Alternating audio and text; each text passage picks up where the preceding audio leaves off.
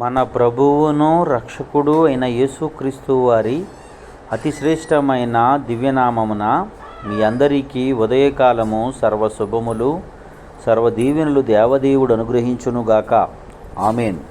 దేవుని బిడ్డలారా, ఈరోజు 25వ తారీఖు ఆగస్టు నెల 2024 సంవత్సరము. ఈరోజు దేవుని వాగ్దానము కీర్తనల గ్రంథము 20వ అధ్యాయము 2వ వచనము. పరిశుద్ధ స్థలములో నుండి ఆయన నీకు సహాయము చేయును. దేవుడు తన పరిశుద్ధ లేఖన భాగము నేటి ఉదయకాలము మీ వినికిడిలో, మీ జీవితంలో ఈ వాగ్దానం దేవదేవుడు నెరవేర్చబడునుగాక. ఆమేన్.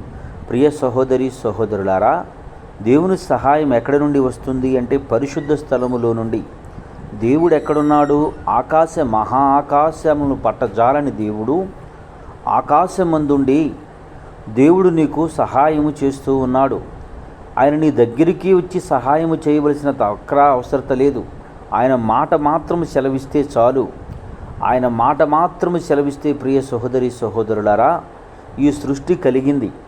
ఆయన మాటిస్తే ఈ సృష్టిలో సమస్త జీవరాశులు కలిగాయి. ఆయన స్వయముగా వచ్చి నిన్ను నన్ను తన రూపములో తన పోలికలో నరుని నిర్మించాడు. ఆదాము నుండి మనందరము కూడా కలిగి ఉన్నాం. ప్రియ సహోదరులారా, అట్టి ప్రేమ కలిగిన మనిషి పట్ల దేవుని సహాయం ఎక్కడి నుండి వస్తుంది అంటే పరలోకములో నుండి దేవుడు నీకు నాకు సహాయం చేస్తాడు. పరలోకము నుండి ఆయన సహాయాన్ని నీ కొరకు నా కొరకు పంపుతూ ఉన్నాడని దేవుని వాక్యం తెలియజేస్తుంది.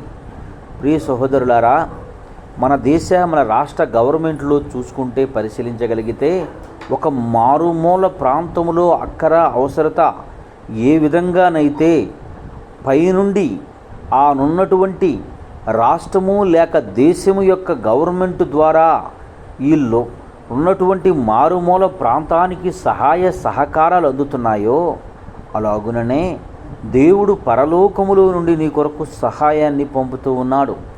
పరలోకం నుండి ఆయన నువ్వు చేసినటువంటి ప్రార్థన ఆల్రెడీ సహాయాన్ని పంపి ఉన్నాడు.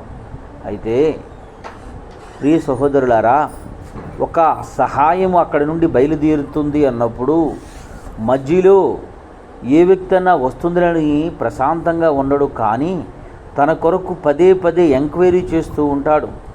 ఎక్కడి వరకు వచ్చారు, ఎంత దూరం వచ్చారు, ఇంకా ఎంత టైంలకు చేరుకోగలరు అని ఏ విధంగానైతే అడుగుతారో, దేవుడి సన్నిధిలో నీవు నేను పెట్టే మొర ఆయన ఎప్పుడూ ఇనుండి సహాయాన్ని నీ కొరకు నా కొరకు పంపి ఉన్నాడు.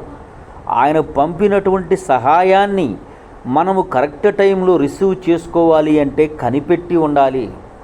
కనిపెట్టుకొని మనం బ్రతికితే దేవుని యొక్క చిత్తాన్ని ఎరిగి దేవుని చిత్తం కొరకు ఎదురు చూస్తూ ఆయన పంపినటువంటి